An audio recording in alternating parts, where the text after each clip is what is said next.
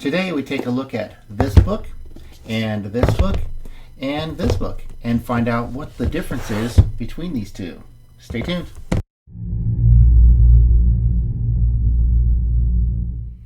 Hello, welcome to my review of Deities and Demigods for First Edition Advanced Dungeons & Dragons. This book was published in December of 1980, and not too long after the first edition Dungeon Master's Guide. It was essentially published in 3 versions. This is the first one. It's 144 pages, has 17 mythos in it, including the famous Cthulhu and Melnibonian mythos, which were cut from the next version due to the copyright for those mythos being held by Chaosium at the time. The second version, you can see, has an identical cover. There's no difference at all. And even in the back with the information, it still says that it has 17 pantheons in it, even though it only has 15. The third version of this book was when TSR rebranded their first edition hardcover books line with artwork by Jeff Easley. And they also changed the name to Legend and Lore because there was some controversy with the name Deities and Demigods, as well as some of the content that was in some of the D&D books, including things like devils and demons and so on.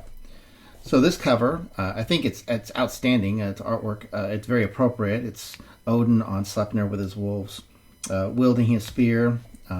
Great, a lot of energy, and very well painted and rendered by Jeff Easley, who's just an outstanding fantasy artist, particularly in the 80s. He was kind of had his heyday.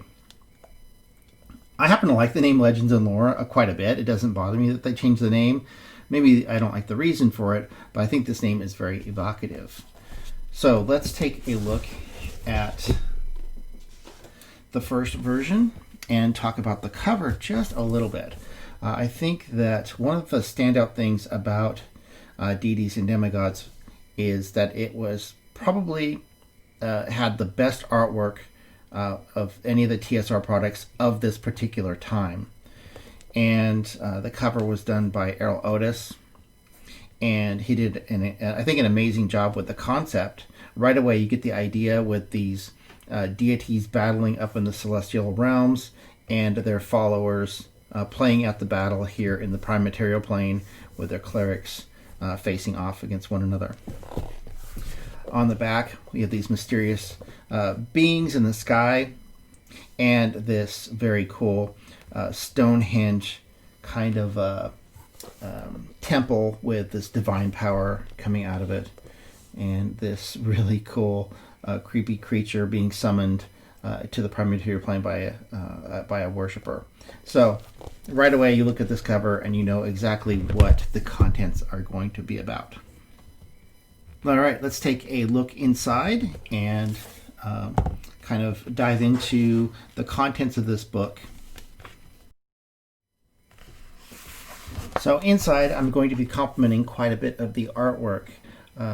One of the cool things, we get to see a lot of Jim Rosloff's work. And he was the art director at TSR at the time. And we don't really see a ton of his artwork in the TSR products, but I think this one has some of his best images. One of the strengths of this book is in the introduction and the explanatory notes. So D&D capped ability scores at 18, but this book expands it up to 25 to accommodate the superpowered beings of the mythos and pantheons, the various gods and heroes. So this was a welcome addition to the game and gave you an idea of what these different power levels would be.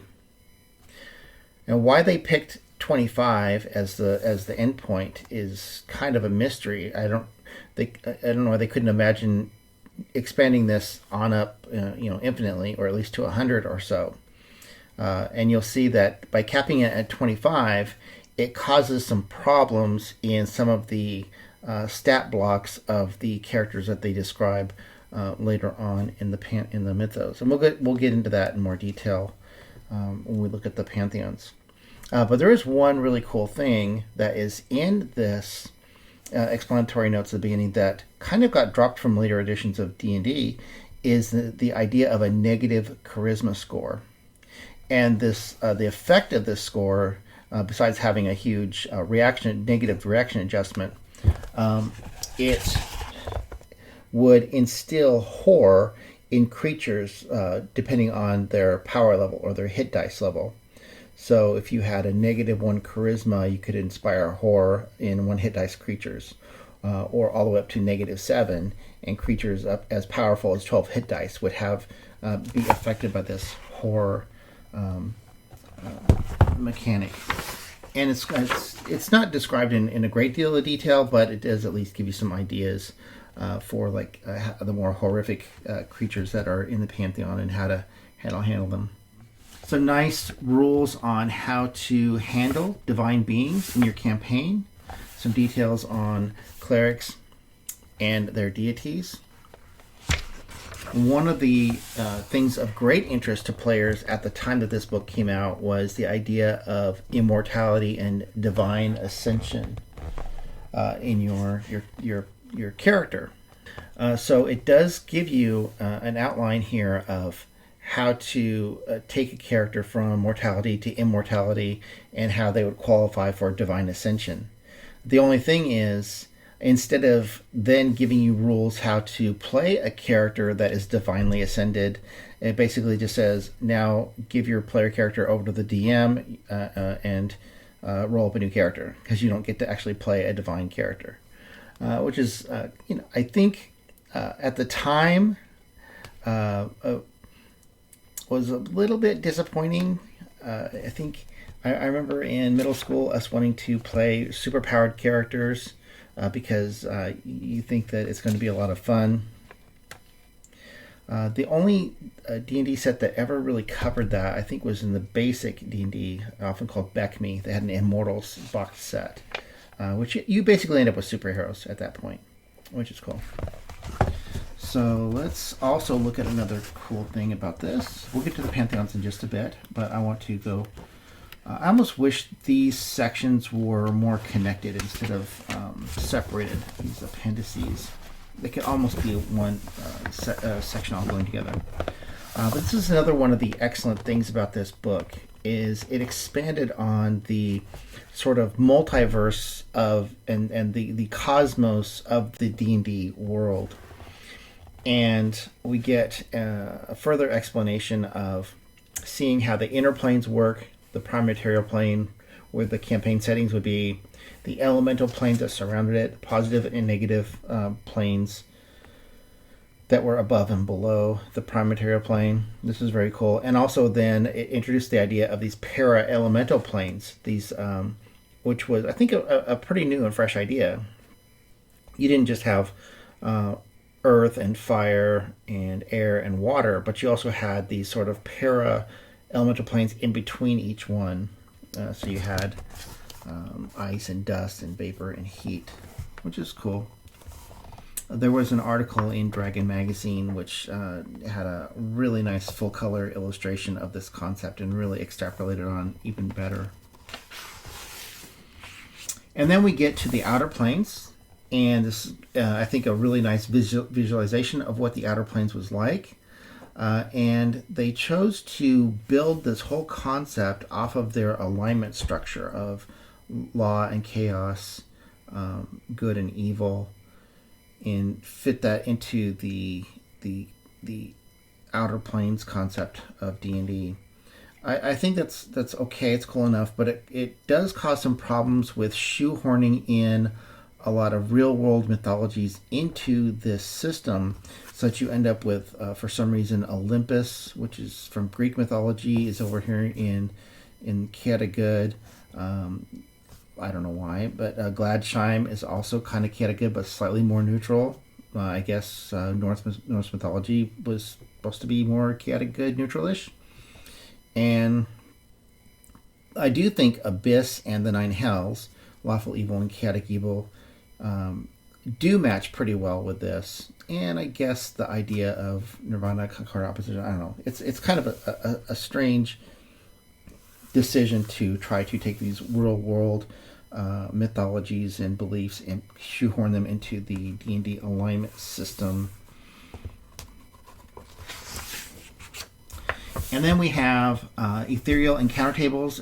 We get some really nice rules on how to handle astral, plane travel, and the ethereal plane. And this is really, really useful stuff. And how to handle, playing games in that kind of environment. And then we get all of the quick reference of every deity described in this book, broken out onto a quick reference chart, just like the quick reference chart of Monsters in the Dungeon Master's Guide. I think this is really handy. This is a good quick reference if you're going to use these.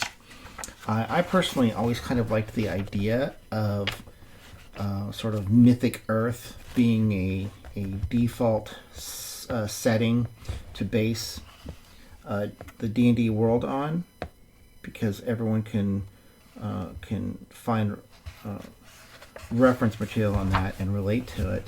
But also, it does have some problematic aspects to it as well. All right, and this is also one of the few books that had a pretty functional index in the back. That works pretty well. So let's get into the actual mythos. All right, looking at some of the actual pantheons that are described in this book. It starts with American Indian mythos. It's nice that they broke this out into its own section. I think in the original Gods, Demigods, and Heroes, it lumped this together in with Central American mytho. And this really does deserve to be its own section, of course. But it still is a bit problematic in the sense that it kind of generalizes all of Native American mytho into this one pantheon. It almost would have been better to do a deep dive on a very specific one. For example, I think if you look at the Apaches, they have a really fascinating belief system. So, again, another nice thing about this book is the artwork. And they chose to assign one artist per pantheon in general, which gave each pantheon its own unique flavor. And that was a really good decision. And it helped to give each one of these a real personality, as well as the flavorful headers and a paragraph on sort of an introduction to that mythos. Now, one of the problems in this book is that they try to, this is the same problem that Gods, Demigods, and Heroes had, is that they try to give gods a tangible statistics, like armor class and hit points. And in this one, they expanded even further and have a full range of abilities: strength, intelligence, wisdom, dexterity, constitution, and charisma. But the Arthurian heroes, it really does make sense to have full statted characters. Now, of course, you could quibble all day long. If you could probably get two experts on Arthurian legends, and they probably would have very different interpretations of the exact stats for these characters. But for a game, these are fine. I think these are really useful. However, once I was introduced to the Pendragon role-playing game, this became very sort of, okay, this is not enough. This is very unsatisfying. Like, why don't we get at least a map of Great Britain at the time of King Arthur? Sort of a Middle Ages Great Britain would have added so much to this book. Maybe a picture of Camelot and even a map of what the castle could look like and what the interior of the castle could be. They put all this time and effort in the resources of the artwork. It just would have been really nice to have that extra bit that would have been more functional for playing with. Babylonian mythos. I have a real fondness for this mytho. It's really interesting to me. Anything in the Middle East, such rich history to it. and they have these are really just a survey of each of these, and not a particularly scholarly survey. I think the author, Jim Ward, he did. I think he did what he could with the material he had to work with and the resources he had to work with. But I think TSR at the time had enough, financial success that they could have afforded to hire a real expert for each one of these mythos to really describe these in a little more authentic terms. And you'll see when I get to the Norse mythology, I'm going to do a deep dive on that one and see more of what I mean. Another example of outstanding artwork in this, Jim Rosloff. This is a very iconic image, the Master of the Hunt. This really stands out, very dynamic, a lot of energy to it. I'd like to have seen more of Rosloff's work in those early D&D books. Central American mythos, one of my favorites.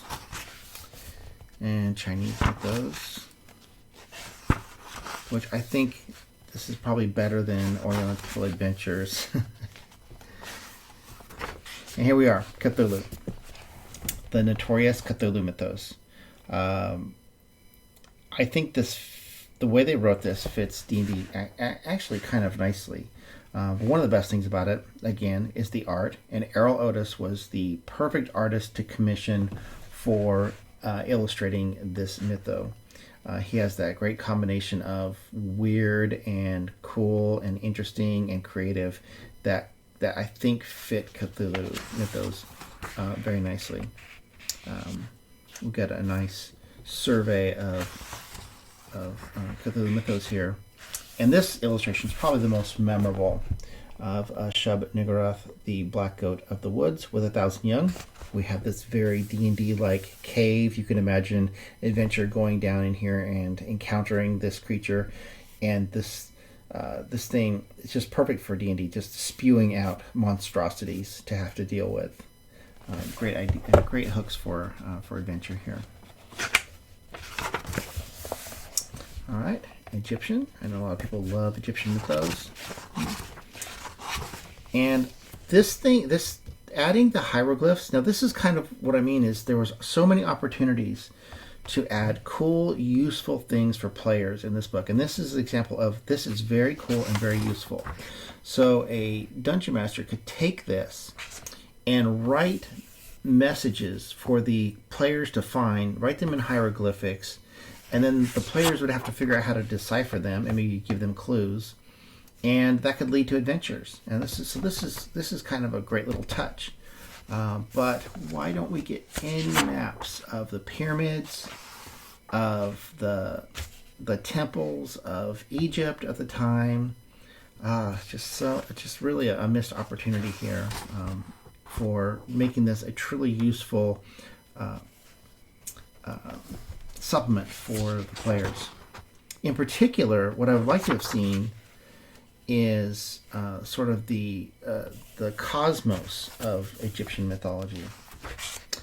And Greek mythology is one of those ones that I loved at the time, and particularly the Ray Harryhausen film Clash of the Titans, of course, made us all fall in love with Greek mythology. But I do feel like at some point it was a little bit of an oversaturation of Greek mythology. So I kind of it's still amazing. You can't fault it. Another thing about the early D&D books, they still they were targeting mostly an adult audience, I think. So they didn't mind having a little bit of nudity. It didn't even occur to them that would be an issue. It wasn't an issue for me. I was a 12-year-old boy at the time I got this. I thought it was cool. Now this one is very, very difficult to compact down into a survey of just a few pages. I still, I've read a bit on Indian mytho, and it's so vast, and they have so many gods. It's so, and they just barely just dip their toe in it and just barely touch upon it. There's so much more that could have been done here with this. Japanese mythos. I really like this illustration of the dragon turtle. I think that is awesome. I would like to have seen more of the legendary samurai characters. And more Oni. Why didn't we get more Oni? Yeah, another missed opportunity. Japanese mythos have so much going on. And here we are with Melniboné mythos. I think the authors had a genuine love for these books, and it kind of shows. These feel a little more authentic and true to the spirit of Melniboné mythos, and they really, really dive into it pretty well. You can see they dedicated quite a few pages to it relative to some of the other ones. And another one of my favorite illustrations, these vulture lions. See, it's nice having the illustration fill that white space. All right, and Nguyen has a great history with D&D. You could say that Nguyen really was very much an archetype of D&D type play, with the Fafford and Grey Mouser, this duo that was a bit of an odd couple, and they were in this this totally fantasy world, and they were out for themselves, basically to get rich, which is pretty much what most people who play D&D or it's kind of how they play it. So I think Nguyen fits D&D very nicely. This is the most original chapter, and this is really true to the D&D world. I mean, this section here, we really get a taste of that original, unique flavor of fantasy that is D&D, and getting the deities of the non-human creatures that you would be encountering in the D&D world, having their stats. It's very interesting. And of course, one of the most legendary characters in all of D&D, Lolth, the demon goddess of spiders and the god of the drow. You look at this illustration, it's like, yeah, I could see why there was some people were a little concerned about what was going on in these books. Yeah, the non-humans, and it's a pretty good section, and you get a lot of really cool non-human deities that I think are genuinely useful for a D&D campaign. And that brings us to Norse mythology. All right, we get a good survey of Norse mythology to some extent. I do like the opening paragraph. It says, the Norse people created a race of gods that were as grim and savage as the people themselves. Their legends were of mighty battles against foes that were sometimes more powerful than themselves. Not a bad intro, I think. The only thing missing is that there's also a real humor to Norse mythology. It's not just grim, but it's also funny. It touches upon the eschatology or the end time with Ragnarok, but not much. Doesn't even tell us about Fimbulwinter, but it does say that there's this last epic battle that's inevitable between, it says the forces of good. It's questionable, I would say, but between the forces of Odin and the giants of Jotunheim.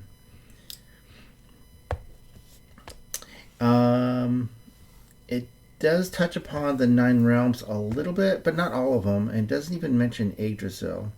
It mentions dwarves, but not elves.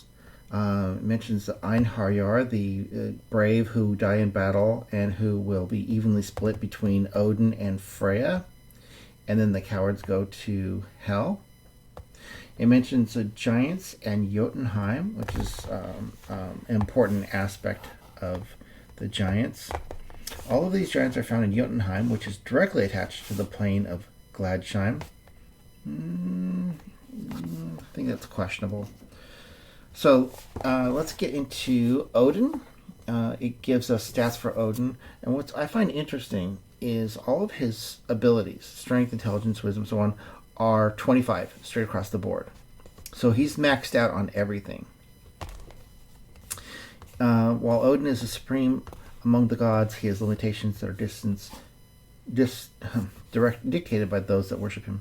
He cannot raise the dead. I don't know where they get some of these ideas. He cannot raise the dead, and healing anyone forces him to sleep. I think that's a direct carryover from the description in Gods, Demigods, and Heroes. It mentions Odin's spear, but it says it's a +5 to hit. It should be a hit every time. Odin's bow is a +3 composite. I don't know where they got the idea of Odin's bow. It's not really a prominent thing in the mythology. Odin's rune wand. I think that's okay to give him a rune wand. It makes sense. It has the ability. It acts as a rod of rulership. Fair enough. It summons 1 to 4 elementals. That doesn't quite fit or make sense. You don't really hear much about elementals in Norse mythology. It stores 12 spells of Odin's choice. Okay, that makes sense. Drains 6 energy levels and 100 hit points every time it is grabbed by any other being in the universe. Okay, fine. And causes instantaneous death to any mortal who touches it. Okay. Odin wears +5 corselet of mail and +5 helmet in battle. All right. It does have his ring Draupnir, which creates a duplicate of itself worth 30,000 gold pieces every night. And that's right on with the mythology. I think that's accurate. It mentions his ravens, Hugin and Munin, Thought and Memory, which go out into the world and bring him back information. He occasionally walks in the guise of an old man riding a mangy horse. This is to find out how his cult is doing on Earth. That's accurate. That's good. He also goes by lots and lots of names. They could have mentioned a few of the other names that he goes by here. His curing power is rarely used, never on non-gods. Okay. Has his wolves, Freki and Gary, which makes sense. I think fair enough. And, of course, Sleipnir, his mighty steed, the greatest horse in the world. And we have a description of Sleipnir and what he does in battle, but it does not mention anything about where Sleipnir comes from, that Sleipnir is, that Loki is Sleipnir's mother, which would have been a funny detail to add because that's part of Norse mythology. And I think in general, a lot of these really interesting stories are kind of missing in these dry descriptions of these characters. So Balder is mentioned and given full stats, which, Balder is barely described in Norse mythology, in the Poetic Edda. And the only thing we know is that he's beautiful and everyone loves him. Other than that, there's not much else, but they've managed to build a full stat block out of that. Alright, Fenris Wolf, probably one of the few illustrations I'm a little disappointed with in this book, because Fenris Wolf is such a great creature concept, with a giant wolf that's bound until Ragnarok. I really missed opportunity with that illustration. I think it's just because of the layout of this page. There wasn't a real good space to put him. Okay, of course, Frey have some of the Vanir, which is described as the elves, which makes sense. And there's not a lot of Vanir. There's Freya and Freya. Does not mention, I said before in the Einhörnir, that Freya gets half of the victorious dead in battle. But it does say that she is the leader of the Valkyries, and that makes sense. I think that's fair enough. I think it's a general consensus that she's the leader of the Valkyries amongst a lot of scholars you'll read on this topic. So here we have Heimdall, of course, the guardian of the Bifrost Bridge. And interestingly, his stats are almost all 25s except for his intelligence and wisdom. So he has 25 strength. You have Hel. I find her description a little short. She's such an important character, and we don't get a lot of her. We do get her wolf, Garm, the guardian Hel gave it. We don't get her serpent dragon, Nithog, in here anywhere.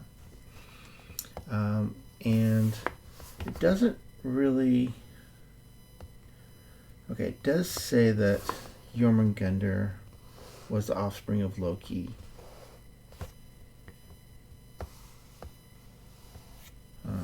Okay. And description of Loki: strength 24, intelligence 25, wisdom 19, dexterity 24, constitution 24, charisma 24. I don't know. I don't think I would have given him a strength of 24. I definitely would have given him intelligence of 25. That makes sense.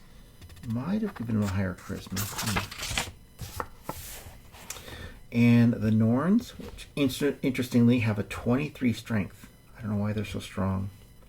Surtur has a 25 strength. But here's the rub. So Thor, he has a 25 strength. And that's because they've capped abilities for some reason at 25. Yet Thor should be the strongest in all of this, all the Norse pantheon.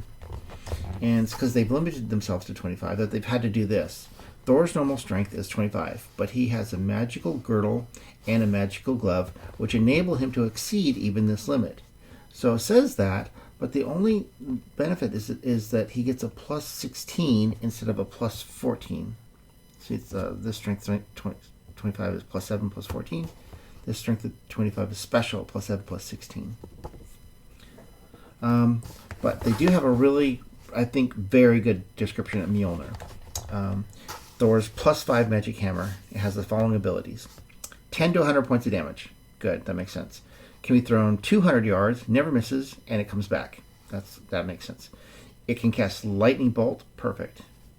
It's so heavy that only beings with a strength of 25 can lift it. Okay, that's good.